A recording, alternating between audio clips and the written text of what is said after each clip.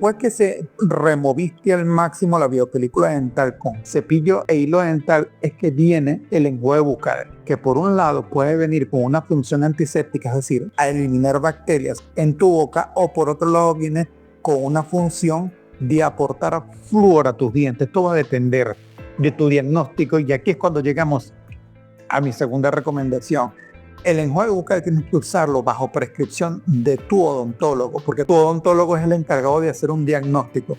No es lo mismo a que tú tengas una gran inflamación de las encías ahorita, a que tengas un riesgo de caries. Esa inflamación de la encía que te nombré no es lo mismo que sea una gingivitis a que sea una periodontitis. Y dentro de cada cual, qué tipo de gingivitis pudieras tener o qué tipo de periodontitis pudieras tener. El enjuague bucal que te voy a recomendar a tu odontólogo va a estar en base a ese diagnóstico. No hay enjuague bucal que puedas usar, digamos, de forma genérica para todos los casos. No, al menos mientras estés en un cuadro clínico en el que necesites ser sanado, curado, porque es diferente usar clorhexidina, usar aceites esenciales, a usar cetilpiridino. Es muy poco recomendable, al menos dentro de mi criterio, que te recomienden cetilpiridino, que es un antiséptico débil en un cuadro severo de periodontitis, donde quizás te podría ir mejor con una clorhexidina. Lo otro es conocer las alternativas disponibles, trabajar y usar enjuagues bucales que hayan sido estudiados y que vengan de un fabricante que haya sido investigado, y preferiblemente que los enjuagues lleven el sello de aceptación de la Asociación Dental Americana. Por ejemplo, la clorhexidina es muy efectiva, pero la tienes que usar por un tiempo limitado. Pero si de pronto no te gusta el sabor de la clorhexidina, si por ejemplo ya la probaste y no quieres arriesgarte tus efectos secundarios, que te mancha un poquito los dientes si te pasas de cierto tiempo de usarlo, tu odontólogo podría proponerte otro. Hay otros, pero que están en estudio, como por ejemplo los que ya nombré en otros videos, como los enjuagues bucales que contienen aloe vera, que podrían ser usados como una alternativa a la clorhexidina, pero estos no han sido tan estudiados, me refiero a los de aloe vera, como para recomendártelos tanto como los de la clorhexidina. Entonces ahí es cuando te toca conversar con tu odontólogo, y tu odontólogo te dirá, bueno, no quieres usar la clorhexidina, te da cierto temor por los efectos secundarios, tengo esta alternativa, tiene buenos estudios, por todavía le falta un recorrido, hasta ahora es segura, hasta ahora es efectiva, pero tienes que saber que estos son los pros y los contras. Lo otro, como ya dije, enjuagues bucales que provengan de fabricantes, digamos, certificados. No soy partidario de enjuagues bucales caseros ni de pastas dentales caseras, pero ¿por qué? Porque los enjuagues bucales, como las pastas dentales, como los medicamentos, llevan un proceso de dosificación. De forma casera,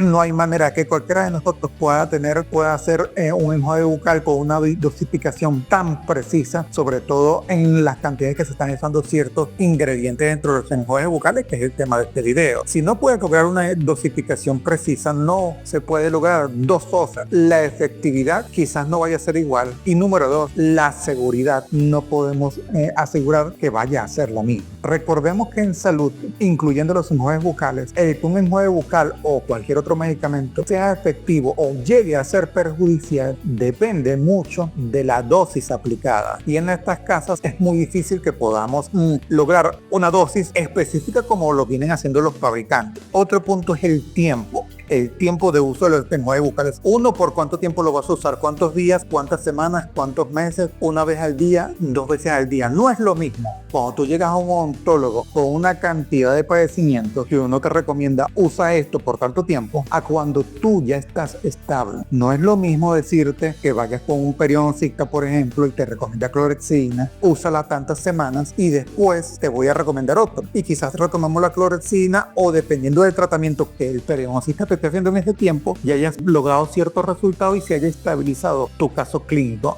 El enjuague bucal que vas a usar puede variar. Y además, otro tema de tiempo. ¿Cuánto tiempo lo vas a tener en tu boca lavando tus dientes, tus encías? No puedes usarlo 5 segundos y escupir. Eso es un saludo a la bandera. En promedio, y esto no es una medida rígida y estándar, pero en promedio, unos 30 segundos vienen bien. Porque si lo pones en tu boca, el enjuague, te enjuagas ahí 3, 4, 5 segundos, le escupiste, realmente no están haciendo mucho. Hay que dejar que los ingredientes del enjuague bucal o de los enjuagues bucales bucales actúen sobre tus dientes y sobre tus encías para que tengan el efecto necesario. También la otra consideración respecto al tiempo está en cuándo usarlo con el cepillado. Justo después del cepillado, después del tiempo de cepillada, en base a la evidencia científica que yo manejo, yo te recomiendo que lo uses una media hora después del cepillado para que no haya interferencia entre los compuestos de la pasta de dientes y los compuestos ingredientes del enjuague bucal. Es decir, para maximizar tanto como se puede el beneficio de la pasta de dientes y del enjuague bucal.